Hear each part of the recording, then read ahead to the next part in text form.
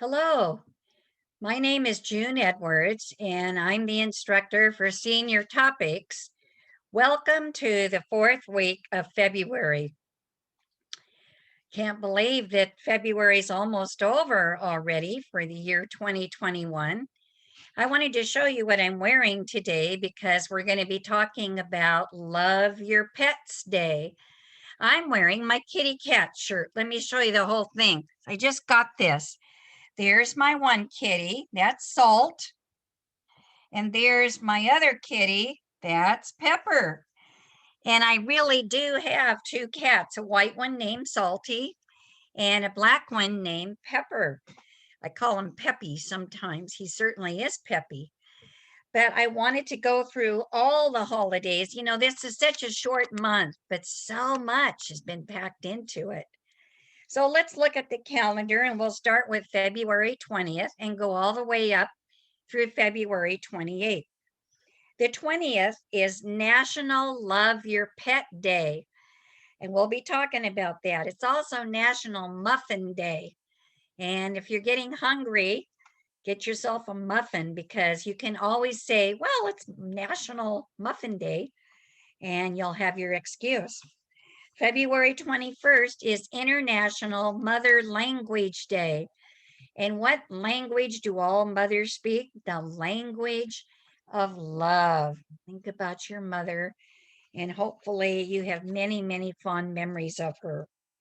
It's National Sticky Bun Day, and the 21st, or the third Friday of the month, is usually National Caregivers Day.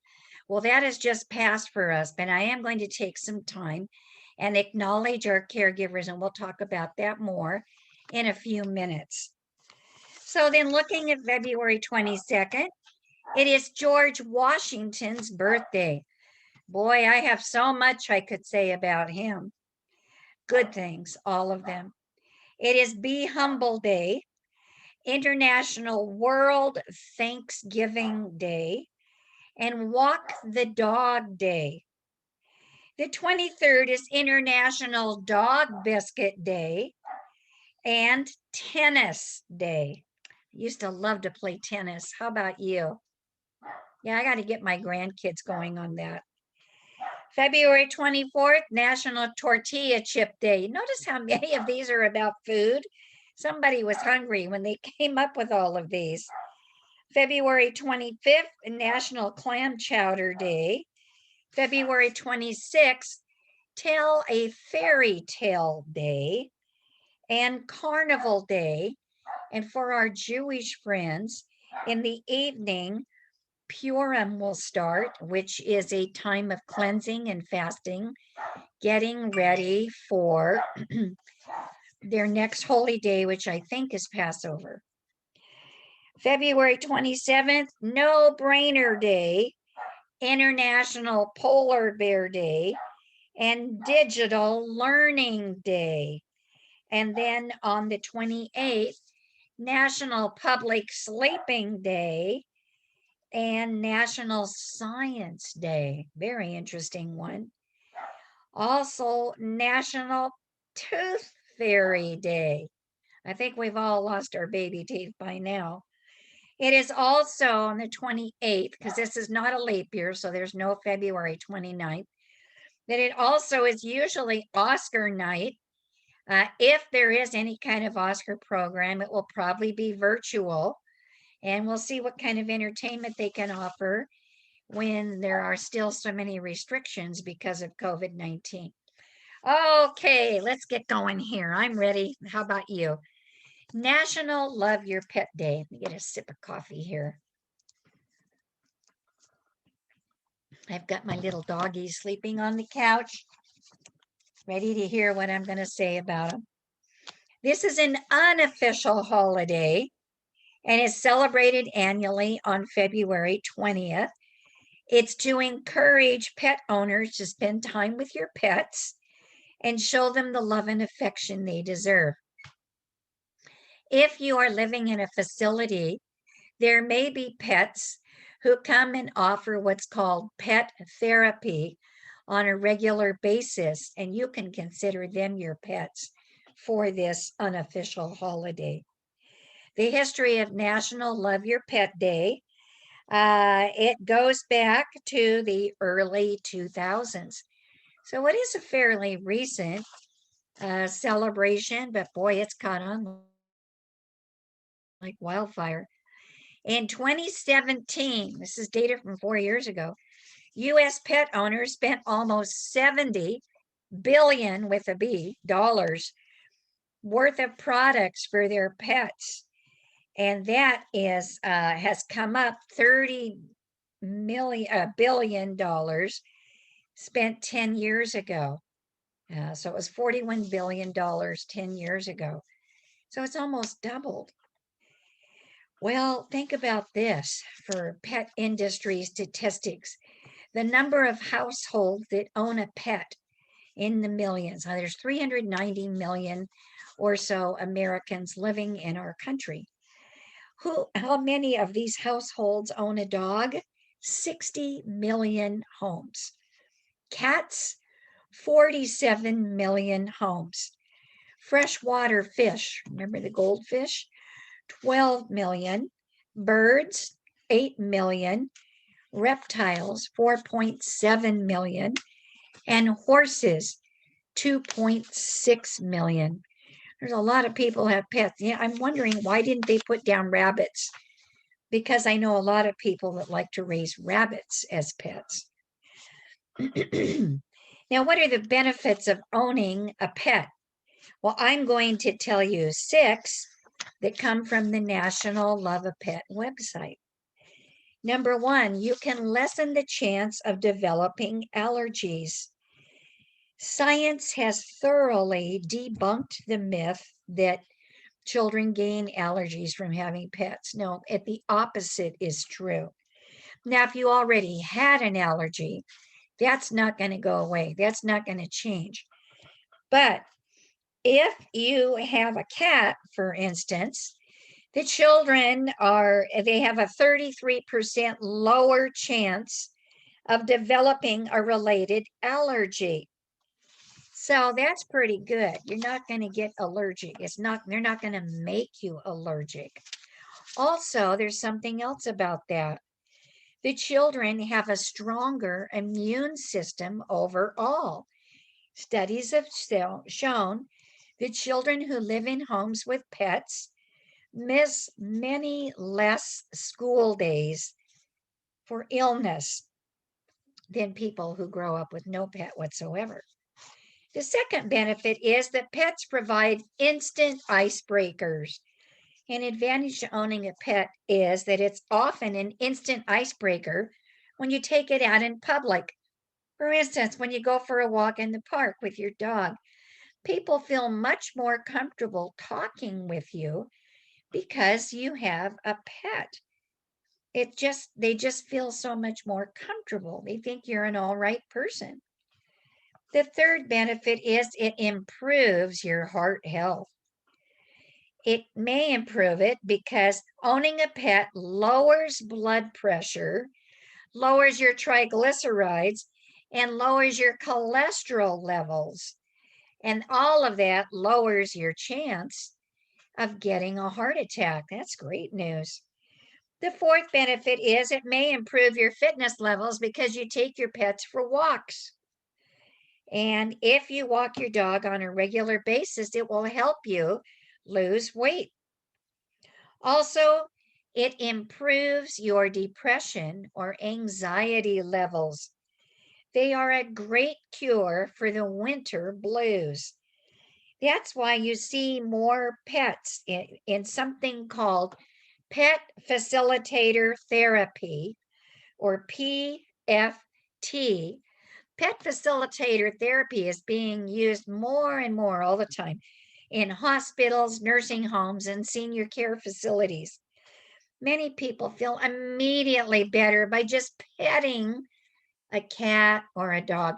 You know what? It soothes them and it calms their nerves just as much as yours.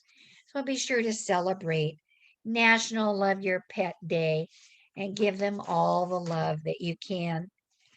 And did you know about a third of the Valentine's treats and cards that were bought this year were bought for pets, not for humans, but because we love our pets.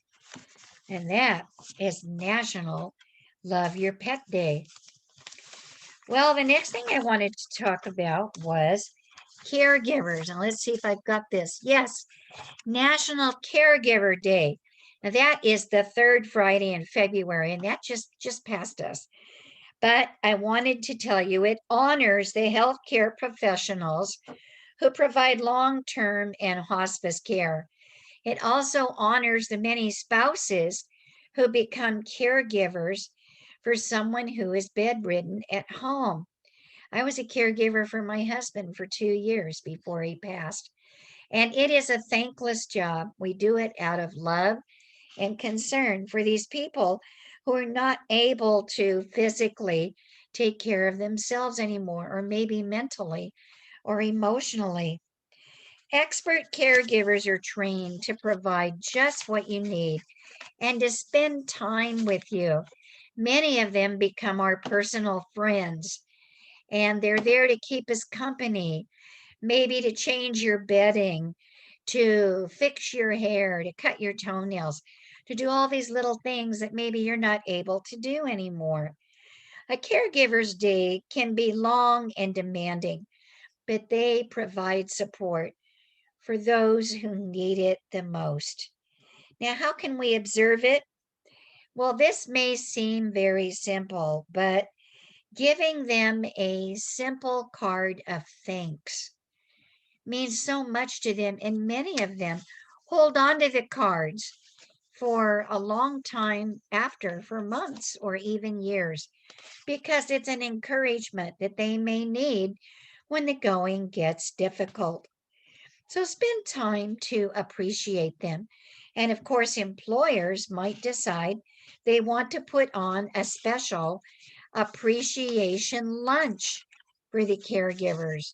And that is a wonderful idea as well. Excuse me.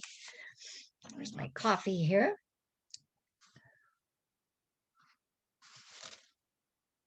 Do you realize that we've only had 4.5 inches of rain since last March in Southern California, in this area, in LA and Orange counties?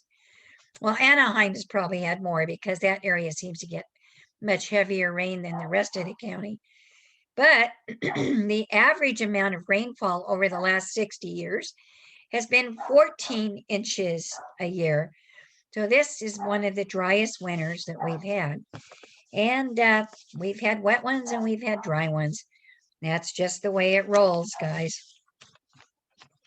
I have a newspaper article I wanted to talk to you about before I go on to George Washington.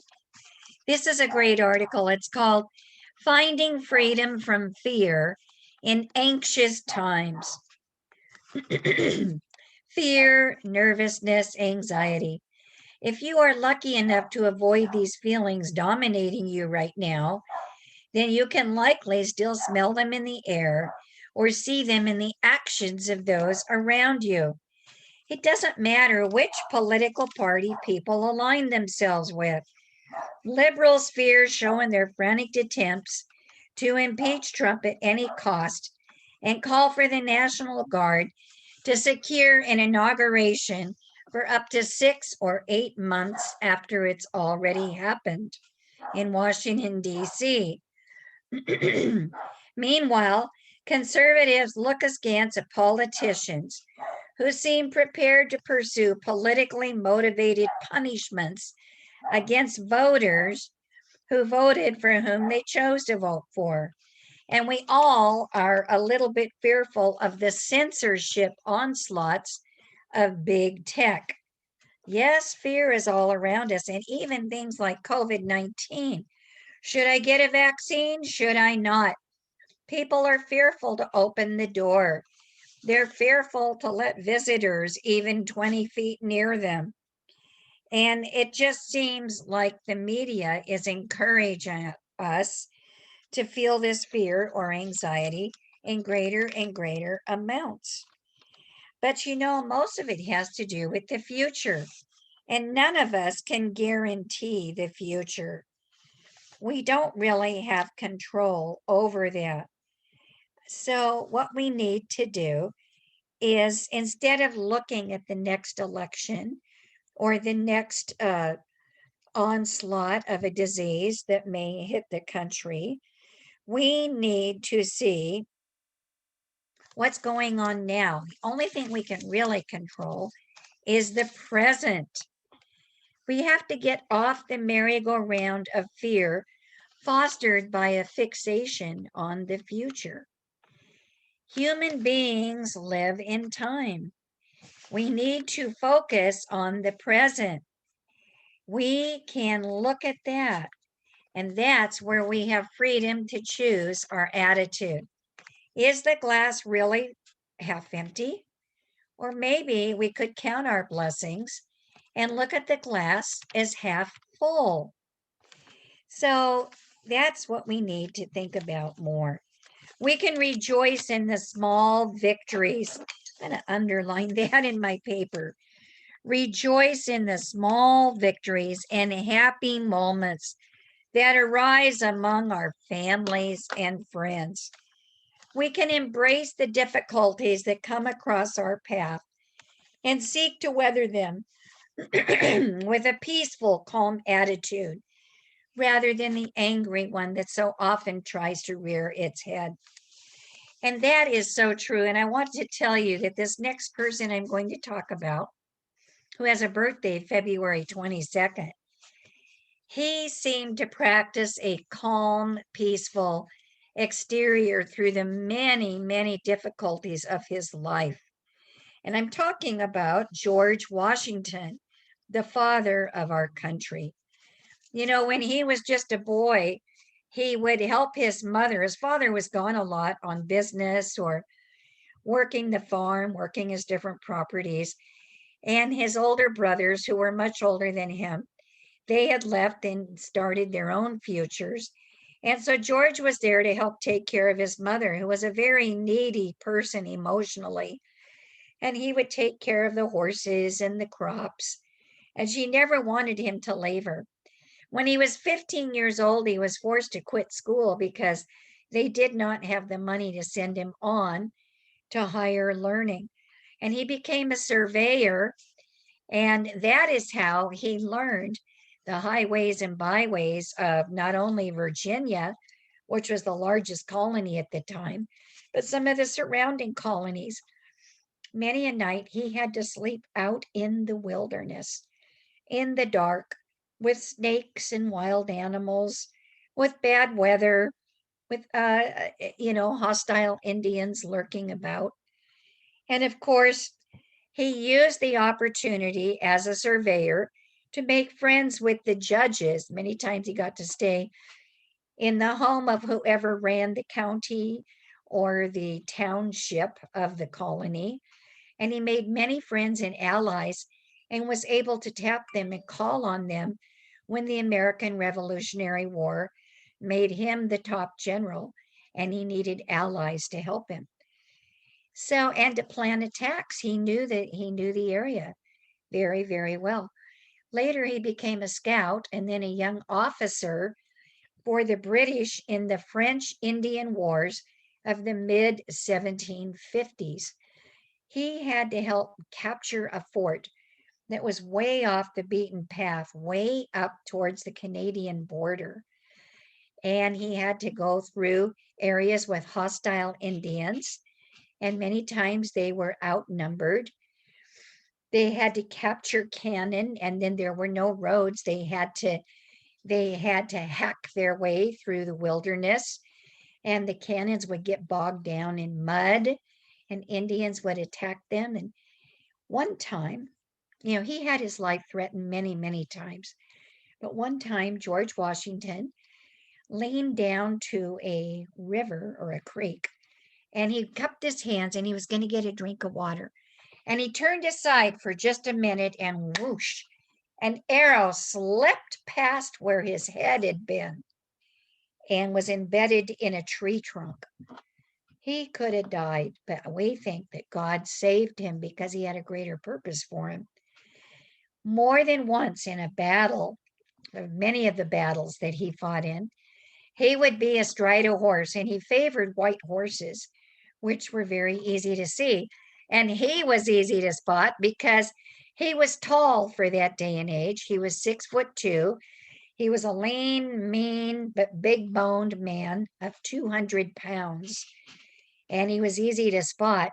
And more than once, he had the horse shot out from under him, and he didn't even get a scratch.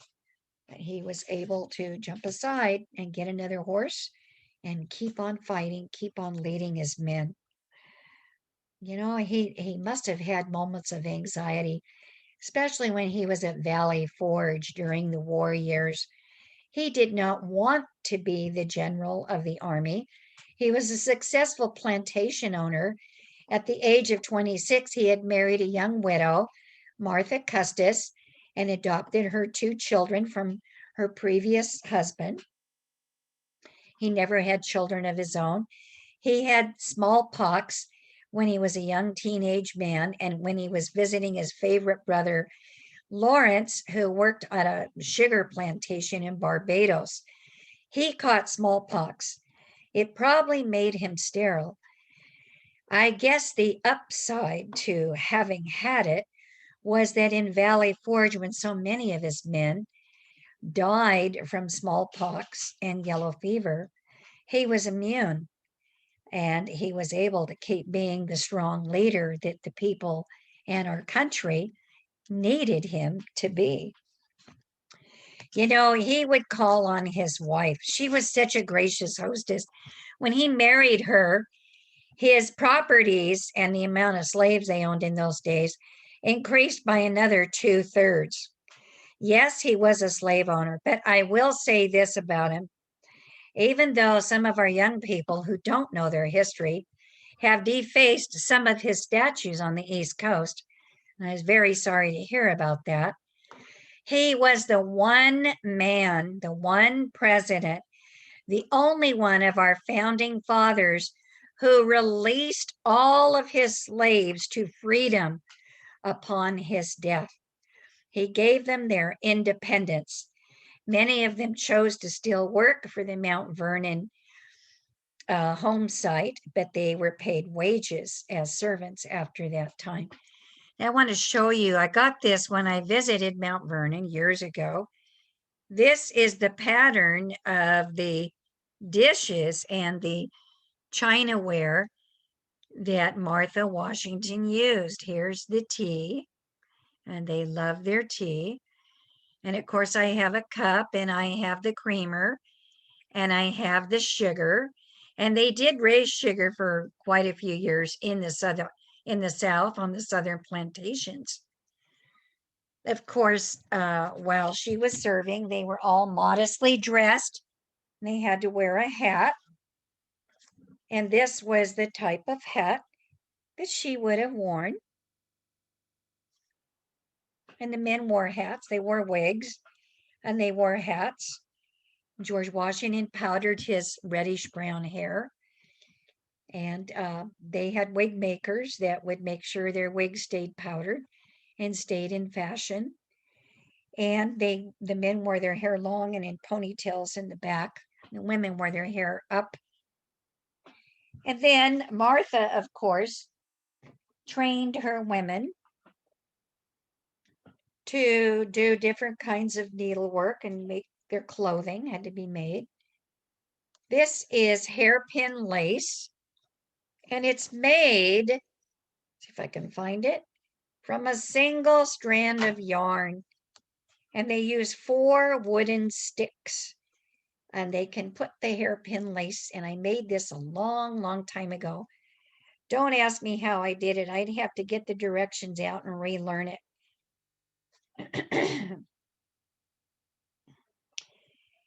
George Washington loved his wife so much, and he would send for her when he was out with his men because she was such an encouragement to the men. They called her Lady Washington, or the Grand Lady. She would come up like at Valley Forge. She came driving in. She had a servant driving her in with the 6 horses in a beautiful coach. And she was an elegant woman, but she was kind hearted. And the man would get up. Where's my little Minuteman doll? I can find him here. Would love to show him to you. I'm not sure where he is. I have my Betsy Ross made from a corn husk. See the corn husk? I have her, but I don't know. Is he under the paper? No. Well, if I find him, there he is, taking a rest. This is my Minuteman. Now his gun has slipped out, but there he is. And when Martha Washington would come up to Valley Forge, the men would get up, as sick as they were, even if they were barefoot in the snow and they'd worn out their boots. And they would lift their hats and they would cheer for her. She would bring supplies. She would bring goodies for the officers. She would nurse the men. She would comfort them. She would sing to them. And she always reminded them that they were fighting for their homes and their families. And George Washington knew that she was the mother of our country. And he always had her come out and lift the morale of all of them. You know, they had such a private love affair between them, and they wrote many, many letters to each other. But when George Washington passed away, she had his letters burned and hers burnt. And there's only a very few that were found later in odds and ends of things by historians to give us any clues of just how special their relationship was. But they were very private people about their family life. He was hoping he could retire after the war, but no, they called him back when they were writing the Constitution. Now, I don't have a copy of the Constitution. I do have a replica of the Declaration of Independence, and it's on parchment paper. And of course, I want you to see, you see John Hancock's signature there, bold and bright. And most of these men lost their lives, their fortunes, or their sacred honor and reputation. It's cost them. Freedom is not cheap. If we want to keep it and fight for it, we can never take it for granted, even today. So in closing, I also wanted to say that George Washington was a deeply spiritual man. He prayed for the country. He was very concerned when he was president. He did not like political parties. He said that political parties would take over from the love of country and would serve to disunify people. And unfortunately, that has proven true. But as long as he was around, you know, he was the only one that was unanimously elected, got all the electoral college votes once there was an electoral college, which there wasn't actually in his time. But everybody voted for him because he could calm the waters. He knew how to rise above his anxiety, anger, and fears. He had a temper and he could discipline his men, but he was loving and kind and a just man in spite of all of that. And on that high note, I think it's about time, yes, for me to say goodbye. Wow, it's gone by so fast. Well, one of these days we're going to be back together in a facility. And you know, I suspect it's not that far off. I've had both my vaccines now, and I know that many of you have as well. So what are we waiting for? We're waiting for the guidelines and those in power to give us the ability. And I think maybe by summer we'll be back. I hope so. Anyway, goodbye. Stay safe. And I will see you next week.